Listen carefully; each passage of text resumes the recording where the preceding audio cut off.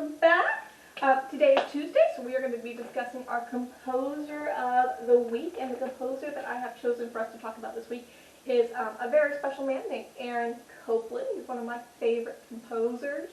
Aaron Copland is an American composer. A lot of the ones that we talk about in our normal music class happen to be from other places in Europe, in Russia, places like that. So we don't get to talk a whole lot about American composers, but Aaron Copland is one of my absolute favorites. He was born in Brooklyn, New York, and he began playing piano at about the age of 14, which I think is pretty cool because some of you guys are about that age. So he started playing music when he was 14.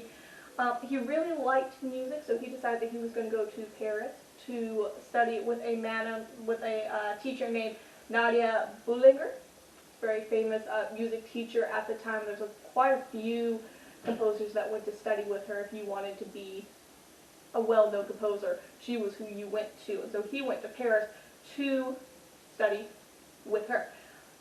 At the age of 25, he came back to America and he performed with some big orchestras, which is pretty cool. He didn't do very well making money as a composer at first. It took him a little while to be able to support himself as a composer, but eventually he started winning a lot of awards. For example, his piece Appalachian Spring won a Pulitzer Prize, which is really cool. He won an Academy Award for one of the pieces that he wrote for a movie score. He wrote a lot of pieces for ballet and movies, but he's best known for some of his orchestral works.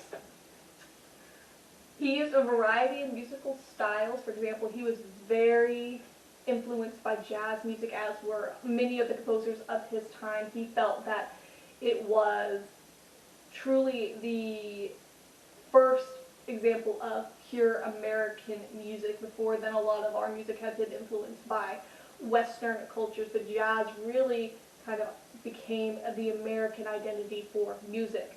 So he was very influenced by jazz music. He was influenced by folk music, and as you guys know, I'm very big into folk music. We use a lot of folk songs in our lessons at school, so he was very influenced by folk songs. And you will hear in the excerpt below, I've attached a recording of Appalachian Spring.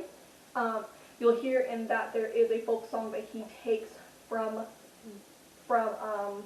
the Appalachian culture called Simple Gifts, and you guys probably know it.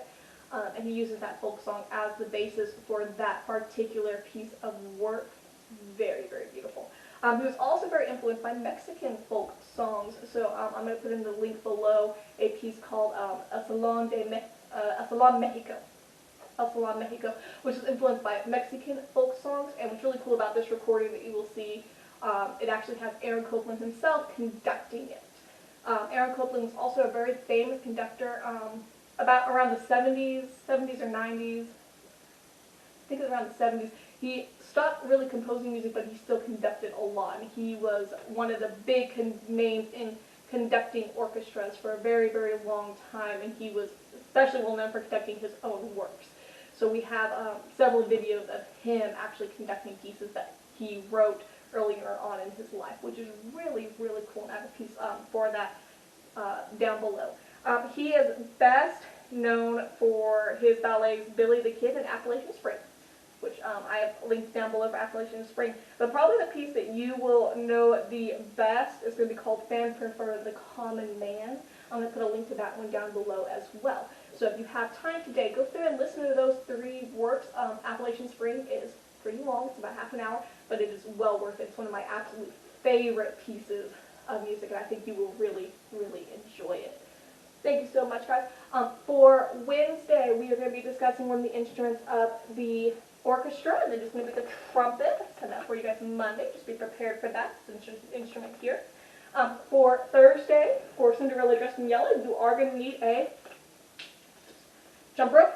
Don't have jump rope yet. Go ahead and get a jump rope ready for that. This can be played alone or with others. So if you have a brother and sister, you can play this game with them, mom, dad, anybody that you have in your household. And then for Friday, for our STEAM lesson, we are going to be building a chicken clucker, which is this instrument right here. I can play it for you.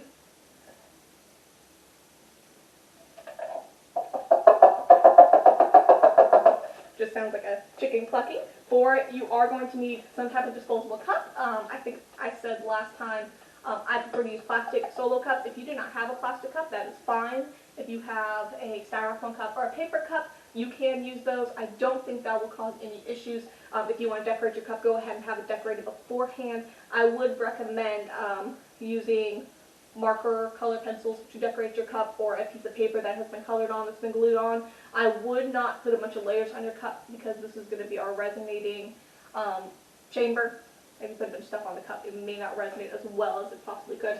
You also will need some type of metal piece. I think I put in the description paper clips. If you don't have paper clips, that's fine. Use something like a safety pin, or I have this little binder ring. That's what I used on mine because I could not find a safety or paper clip myself. You will also need some type of thick string.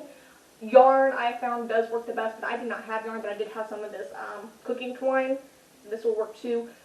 Just something, kind of a thicker piece of string. And then you will also need a wet piece of paper towel for when we get to playing it. It doesn't have to be a full sheet of paper towel. It can be just a small piece, just enough to get around the string. And then a pair of scissors just to do the assembly part of it, and then also to cut your string if you need that. Thank you so much, guys. I will see you tomorrow. Have a good rest of the day.